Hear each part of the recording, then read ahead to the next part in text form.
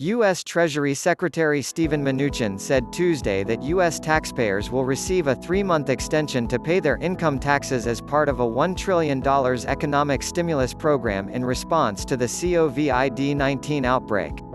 The federal government will provide an additional 90 days for business filers and individual filers to defer income tax payments of up to $1 million, while corporations will be able to pay up to $10 million in payments beyond the April 15 deadline without incurring interest or penalties. Speaking at a White House briefing with the Coronavirus Task Force, Mnuchin, however, encouraged Americans who are able to file their taxes to continue to do so by April 15 to receive their tax refunds. For many Americans, you will get tax refunds. We don't want you to lose out on those tax refunds, he said. Mnuchin also provided new details about the mega stimulus plan that's designed to help business and Americans cope with economic fallout and isolation, which includes payments to small businesses, loan guarantees to travel industries and stimulus for American workers, possibly in the form of $1,000 payments for Americans who meet certain income guidelines. You can think of this as something like business interruption payments for the American workers, he said, adding that he would like to see the stimulus payments sent out within 2 weeks. I think it's clear we don't need to send people who make $1 million a year checks, but check payments are one of the ideas we like, he added. We're going to preview that today and we'll be talking about details afterward.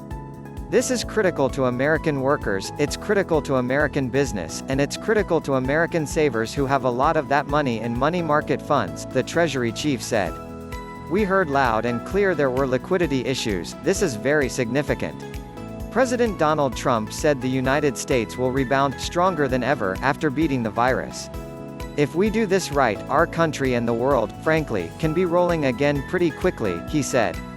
We have to fight that invisible enemy that I guess is unknown, but we're getting to know it a lot better. Mnuchin said he plans to meet with Senate Republicans to forge details of the package and hopes to finalize it by the end of Tuesday. In response to the airline industry's call for help, about $50 billion in the package is earmarked to help American carriers with lack of passenger demand during the coronavirus interruption, which Mnuchin said has been worse than 9/11. It's unclear exactly how the package would distribute the payments to Americans.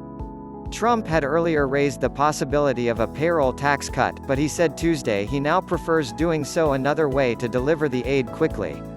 We're giving relief to affected industries and small businesses, and we're ensuring that we emerge from this challenge with a prosperous and growing economy, because that's what's going to happen, Trump said.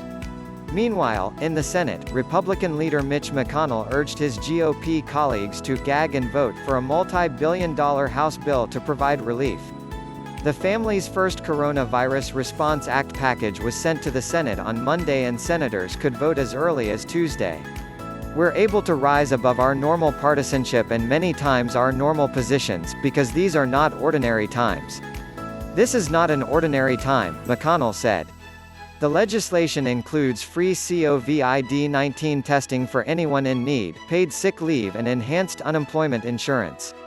It also contains protections for frontline workers, increased federal funds for Medicaid and more than $1 billion to strengthen food security initiatives.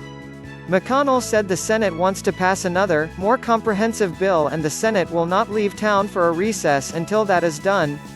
Senate Democratic leader Chuck Schumer also proposed more extensive coronavirus relief Tuesday, including student loan and mortgage payment forbearance, assistance for public transportation, medicine and food delivery for seniors, help for small businesses, affordable coronavirus treatment, greater capacity at hospitals, and expanded unemployment insurance and Medicaid funding.